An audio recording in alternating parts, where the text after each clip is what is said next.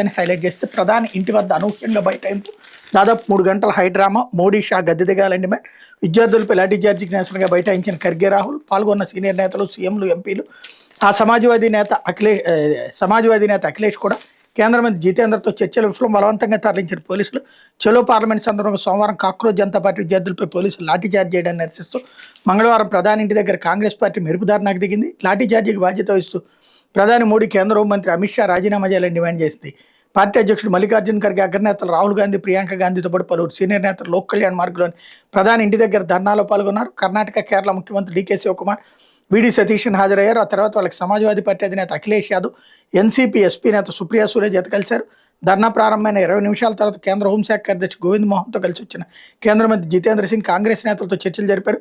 విఫలమయ్యాయి. దీంతో వాళ్ళు ధర్నా కొనసాగించారు. చివరికి పోలీసులు బలవంతంగా వాళ్ళని తరలించారు. అనంతరం విడుదల చేశారు అన్నటువంటి వార్తని హైలైట్ చేశారు. ఇకపోతే భవిష్యత్తు నేరాలకు తగ్గట్టుగా పోలీసింగ్ ప్రారంభమైన future ready AP police retreat 6 అంశాలపై 2 రోజుల పాటు చర్చలు. నెల 23న ముఖ్యమంత్రి సమక్షంలో ప్రజెంటేషన్ 2047 నాటికి ఏర్పాటు చేస్తామన్నటువంటి. ముందు ఆంధ్రప్రదేశ్లో భవిష్యత్తు నేరాల సంగతి దేవుడు ప్రస్తుత నేరాలు పట్టుకోవడానికి పోలీసులకు కావాల్సిన టెక్నాలజీ కాదు, స్వేచ్ఛ.